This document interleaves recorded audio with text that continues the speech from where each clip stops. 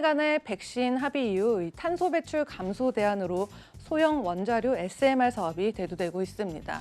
이 빌 게이츠의 파워테라 그리고 서던 컴퍼니 또 이제 오클로 파워, 뉴스케일, 웨스팅하우스 등의 기업뿐만 아니라요.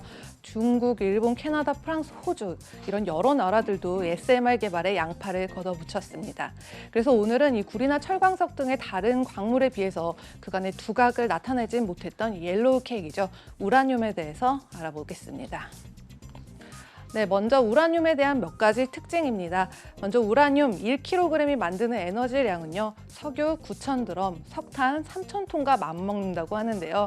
그럼에도 우리는 이것이 인류에게 기회보다는 더 큰 위험이 공존한다는 것도 미리 인지하고 있습니다.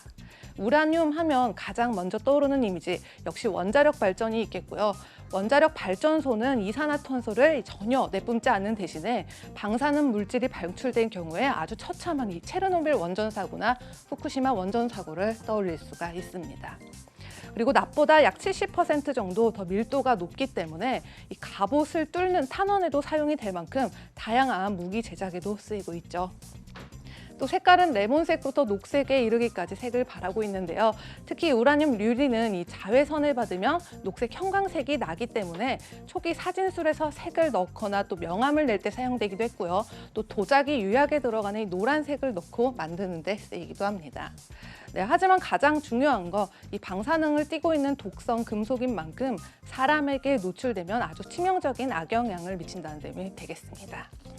그럼 특징에 이어서 가격대 살펴보겠습니다. 우선 이 차트를 보면요. 2008년과 2009년쯤에 서브프라임 모기지 사태 때 급등했던 모습이 눈에 띄고 있고요. 두 번째로는 2011년 후쿠시마 사태가 있었을 때 급등하는 모습이 두 번째로 보였습니다.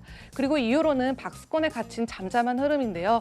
현재는 이 파운드당 32달러 선으로 올해 들어서 연초 대비 3% 정도의 상승세 보였습니다.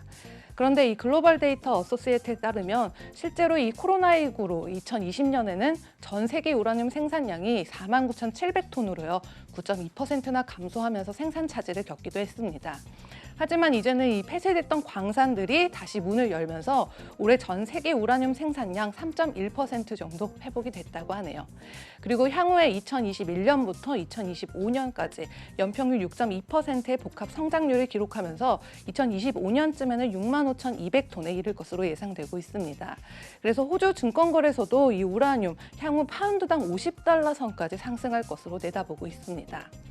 네, 그럼 이어서 관련 ETF도 간단하게 살펴보겠습니다. 먼저 URA ETF가 있는데요. 이 캐나다와 카자흐스탄을 중심으로 에너지 부분이 집중적으로 구성돼 있고요. 연초 대비 61% 정도 상승했던 카메코, 그리고 75% 정도 상승했던 넥스젠 에너지, 그리고 연초 대비 123% 정도 상승한 데니슨 마인즈 등을 포함하고 있고요. 주가는 23.63달러에 마감하면서 연초 대비해서 53% 정도의 상승하는 모습을 보였습니다. 그리고 다음은 NLR ETF가 있는데요. 미국과 일본을 중심으로 유틸리티 부분이 집중적으로 구성돼 있고요. 아까 언급했던 카메코나 우리나라의 한국전력공사도 포함이 돼 있습니다. 그리고 대표적으로는 또 연초 대비 12% 정도 상승한 듀크 에너지나 또 25% 정도 상승했던 체코 전력공사, 그리고 22% 정도 상승한 핀란드의 포텀 등을 포함하고 있습니다.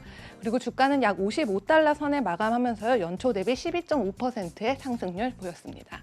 그런데 이 온실가스를 배출하지 않으면서도 무한한 전력을 만들어낸다는 이 소형 원자로가 정말로 우리 다음 세대의 환경과 미래를 위한 것인지는 끝까지 고민해봐야 될 문제인 것 같습니다. 지금까지 글로벌 금융시장 심쿵 브리핑 펄스였습니다.